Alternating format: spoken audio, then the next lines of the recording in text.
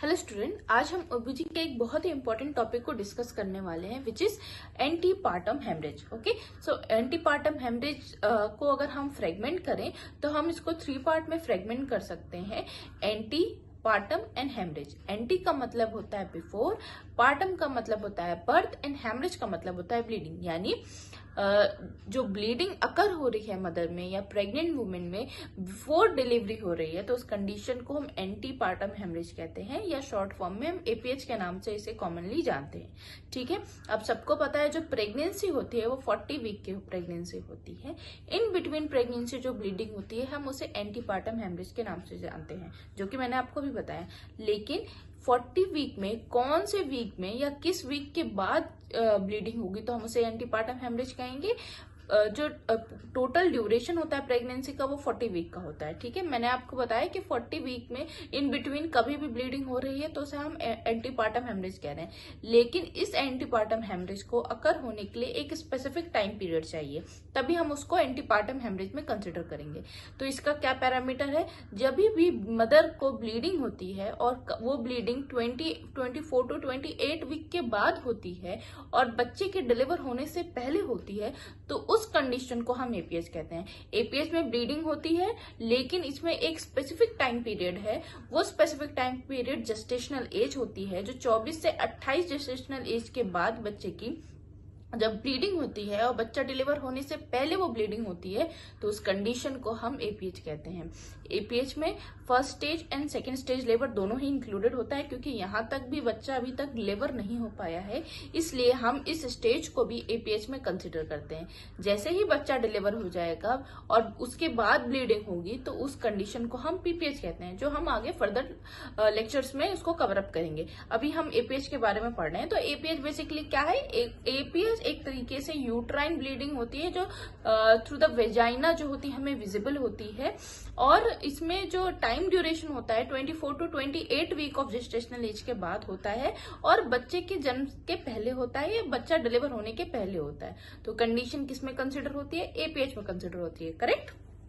देखिए मैंने यहाँ पे लिखा हुआ है ब्लीडिंग फ्रॉम और into the genital tract after 24 to 28 week of pregnancy but before the birth of the baby. मैंने आपको ऑलरेडी बताया बच्चा जन्म होने से पहले ही जो ब्लीडिंग होगी उसको हम एपीएच में कहेंगे। इसमें सेकेंड स्टेज और first stage and second stage labour दोनों ही इसमें इंक्लूडेड होता है। क्यों इंक्लूडेड होता है? क्योंकि यहाँ पे बच्चा अभी तक डिलीवर नहीं हो पाया है। ठीक है, नाउ कॉजेस को हम एक बार डिस्कस कर लेते हैं। कॉजेस बेसिकली कॉजेस, या फिर आप कह सकते हैं कॉजेस कम क्लासिफिकेशन, इसको हम कैटेगराइज कर सकते हैं, या फिर आप कह सकते हैं कॉजेस के बेसिस पे हमने इसको कैटेगराइज किया हुआ है। ठीक है, तो इसमें हम मेनली 3 कॉजेस पढ़ने वाले हैं। प्लेसेंटल कॉजेस पढ़ने वाले हैं, इडियोपैथिक पढ़ने वाले हैं और एक्स्ट्रा प्लेसेंटल कॉजेस पढ़ने वाले हैं। ठीक है, तो सबसे पहला है placental bleeding cause. Placental bleeding जो होता है टोटल तीनों में से 75% जो होता है प्लेसेंटल ब्लीडिंग कॉज होता है। अब क्योंकि सबसे ज्यादा ये है तो सबसे कॉमनेस्ट क्या कॉज हो सकता है एपीएच का? प्लेसेंटल ब्लीडिंग हो सकता है। ठीक है, देन है अनएक्सप्लेन्ड। अनएक्सप्लेन्ड में 25% होता है एंड एक्स्ट्रा प्लेसेंटल कॉज जो होता है वो 5% होता है। ठीक है, अनएक्सप्लेन्ड जो होता है इडियोपैथिक होता है, ये अननोन कॉज होता है, इसका कोई भी नोन कॉज नहीं होता है। ठीक है, एंड एक्स्ट्रा प्लेसेंटल कॉज में क्या क्या हो सकता है? कोई इंजरी हो सकता है या कोई ट्रॉमा हो सकता है या फिर कोई अंडरलाइन पैथोलॉजी हो सकती है, जैसे सर्वाइको वेजाइनल लीजन हो सकता है, सर्वाइको पॉलिप्स हो सकता है, कार्सिनोमा हो सकता है सर्विक्स का, या लोकल ट्रॉमा हो सकता है। ये सारी चीजें इसमें इंक्लूडेड होती हैं और ये बहुत ही मतलब आप कह सकते हैं परसेंटेज में देखें ना, ये 5% है, यानी सबसे रेयरेस्ट होने वाली कॉज है। ठीक है, देन उसके बाद हमें जो मेजरली फोकस करना है वो प्लेसेंटल ब्लीडिंग पे फोकस करना है। प्लेसेंटल ब्लीडिंग टोटल 75% जो इन टोटल होती है उसमें आकर होती है, और इसमें भी हमें 2 चीजें पढ़नी है, एक तो प्लेसेंटा प्रीविया, दूसरा एब्रेप्शियो प्लेसेंटा। प्लेसेंटा प्रीविया और एब्रेप्शियो प्लेसेंटा ऑलरेडी हम लोगों ने डिस्कस किया हुआ है प्रीवियस वीडियो में, आप उस वीडियो को एक बार जाके विजिट कर सकते हैं। प्लेसेंटा प्रीविया जो होता है 35% होता है, जबकि एब्रेप्शियो प्लेसेंटा भी 35% होता है। अच्छा, हमने सब ये पढ़ा कि सबसे कॉमनेस्ट कॉज जो होता है APH का वो होता है प्लेसेंटा ब्लीडिंग, ठीक है, ये हमने देख लिया। अब दोनों में हमने दो डिजीज पढ़ी है, एक प्लेसेंटा प्रीविया, एक एब्रेप्शियो प्लेसेंटा। अब दोनों में से अगर हमें बोलना हो कि कौन सा कॉमनेस्ट कॉज होता है तो हम किसको बोलेंगे? भाई दोनों 30-35% है तो हम किसको बोल सकते हैं सबसे कॉमनेस्ट कॉज कौन सा है? हम एब्रेप्शियो प्लेसेंटा को कॉमनेस्ट कॉज बोलेंगे। क्यों?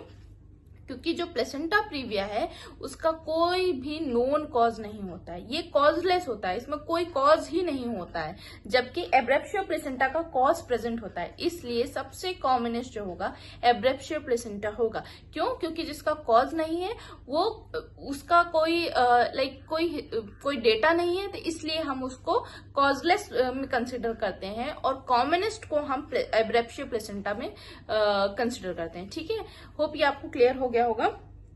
देखिए मैंने यहाँ पे मेंशन भी किया है मोस्ट कॉमन कॉज APH का एब्रेप्शियो प्लेसेंटा होता है। ठीक है, अब प्लेसेंटा प्रीविया को थोड़ा डिस्कस कर लेते हैं। प्रीवियस वीडियो में मैंने आपको डिटेल में प्लेसेंटा प्रीविया के बारे में डिस्कस किया है कि प्लेसेंटा प्रीविया क्या होता है, कौन कौन से टाइप्स होते हैं, क्या फीचर्स होते हैं, कॉम्प्लिकेशंस क्या होती है, मैनेजमेंट क्या होता है, वो सब डिस्कस किया हुआ है। इस वीडियो में हम फोकस करने वाले हैं APH के पॉइंट ऑफ व्यू से।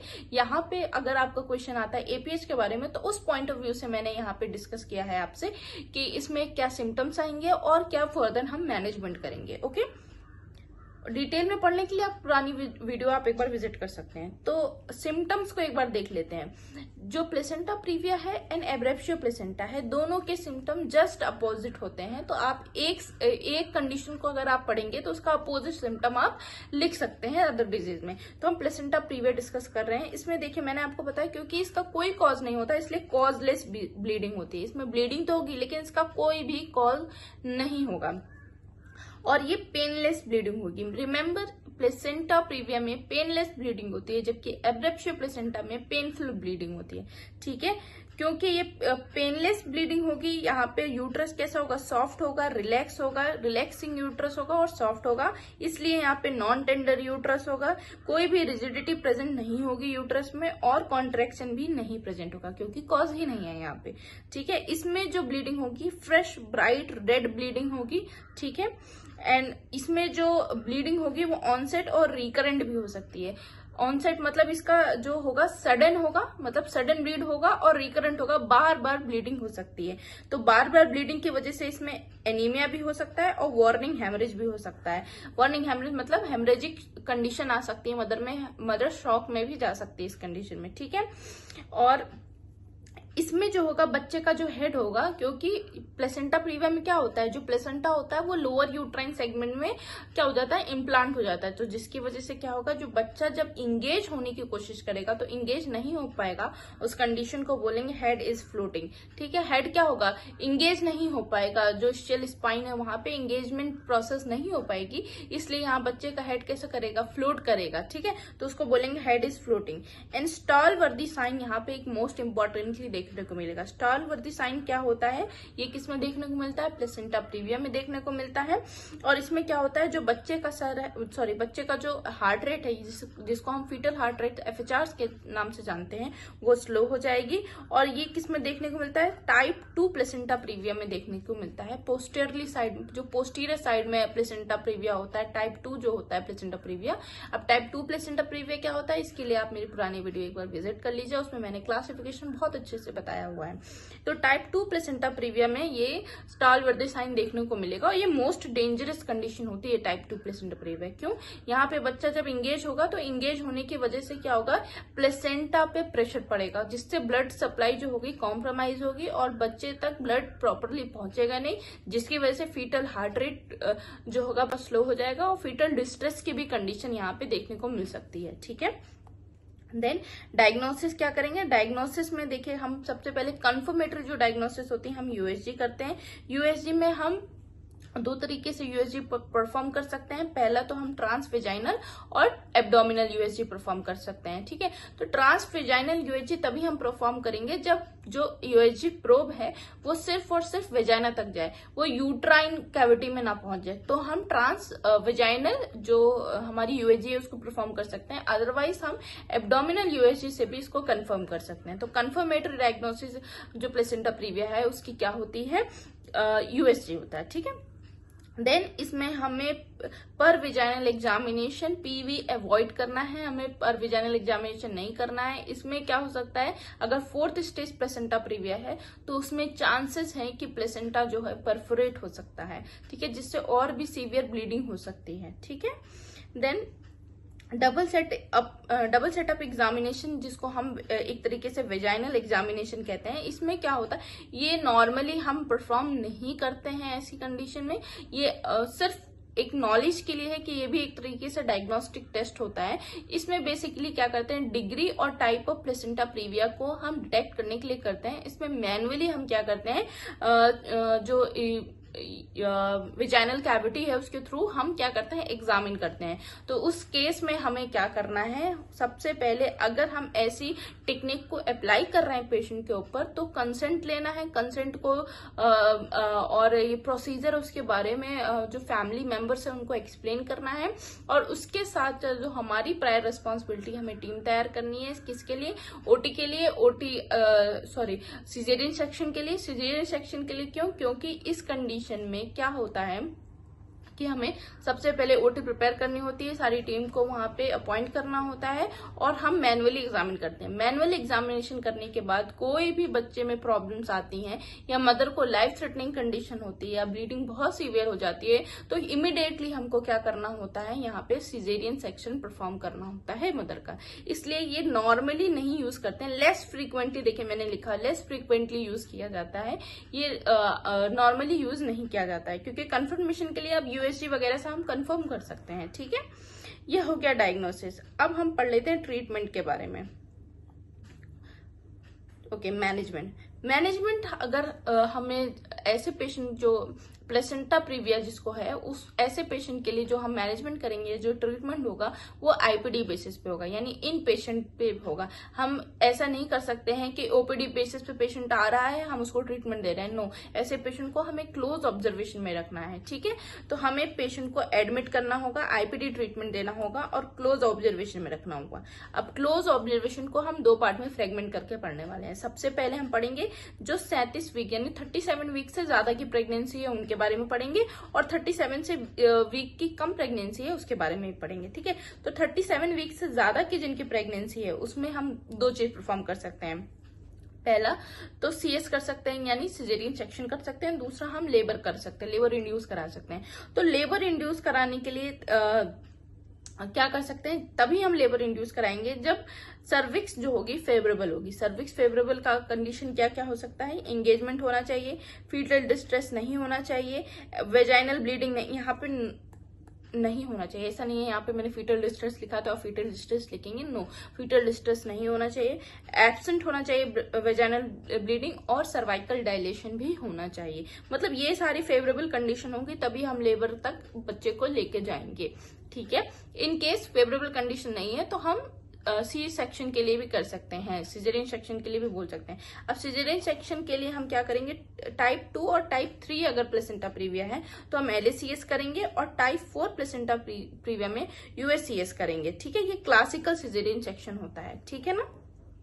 उसके बाद अगर 37 वीक से कम की प्रेगनेंसी है, तो 37 वीक से कम की प्रेगनेंसी में हमें ये चेक करना है जो फीमेल है वो हीमोडायनेमिकली स्टेबल है या नहीं है, ठीक है। अगर हीमोडायनेमिकली स्टेबल होगी तो उसका अलग ट्रीटमेंट होगा, और नहीं होगी तो अलग ट्रीटमेंट होगा। अब ये स्टेबल का मतलब, हीमोडायनेमिकली स्टेबल का मतलब क्या होता है, इसमें मदर के वाइटल स्टेबल होने चाहिए, एनीमिया नहीं होना चाहिए मदर को, और वेजाइनल ब्लीडिंग भी नहीं होना चाहिए, और बच्चे का एफएचआर जो होना चाहिए वो नॉर्मल होना चाहिए, ठीक है।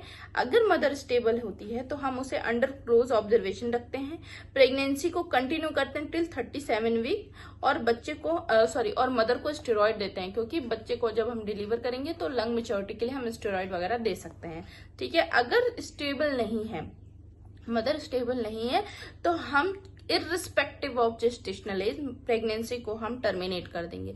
प्रेगनेंसी किसी भी जेस्टेशनल एज की हो, हमें मदर की जो प्रेगनेंसी है उसको टर्मिनेट करना होगा, क्योंकि इसमें क्या होगा, अब देखिए जैसे मैंने बताया स्टेबल कैसे होगी मदर को, अगर ये सारी चीजें स्टेबल होगी, मान लीजिए वाइटल स्टेबल नहीं है, एनीमिया है मदर को, वेजाइनल ब्लीड भी हो रहा है, एफएचआर भी रिड्यूस हो रहा है, तो इस कंडीशन में मदर एज वेल एज जो बेबी है दोनों की कंडीशन कैसी है, लाइफ थ्रेटनिंग कंडीशन है। और 37 वीक से कम का बच्चा है तो हम इसमें क्या करेंगे, कोई 37 वीक से कम का बच्चा हो, या सॉरी 37 वीक नहीं, यहाँ पे जो बेबी होगा वो मदर जो होगी वो स्टेबल अगर नहीं होगी तो बच्चा किसी भी जेस्टेशनल एज का होता है, हम यहाँ पे प्रेगनेंसी को टर्मिनेट कर देते हैं। एक बार फिर से देख लेते हैं, थोड़ा अगर डाउट हुआ है तो 37 वीक से कम के बच्चे में क्या होता है कि हम इसमें जब भी ट्रीटमेंट और चॉइस को डिसाइड करते हैं तो हम इसमें सबसे पहले ये देखते हैं मदर की स्टेटस कैसा है, मदर का स्टेटस स्टेबल है या नहीं है।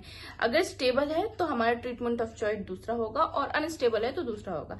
अनस्टेबल कंडीशन में इररिस्पेक्टिव ऑफ जेस्टेशनल एज हमें प्रेगनेंसी को टर्मिनेट करना होता है, जबकि स्टेबल कंडीशन में हमें क्या करना होता है, मदर को क्लोज ऑब्जर्वेशन में रखना होता है, प्रेगनेंसी को कंटिन्यू कराना होता है टिल 37 वीक। 37 वीक के बाद हमें क्या करना होता है, बच्चे को हम डिलीवर करा सकते हैं सेफली। अगर इन केस वहां पे प्रॉब्लम आ रही है, अगर वाइटल स्टेबल है और उसके बावजूद 37 वीक तक कंटिन्यू नहीं हो पा रही है प्रेगनेंसी, अनस्टेबल हो जा रहे हैं, हीमोडायनेमिकली मदर हो जा रही है, तो उस कंडीशन में भी हमें क्या करना है, टर्मिनेट कर देनी है प्रेगनेंसी को। आई होप आपको ये सब क्लियर हो गया होगा।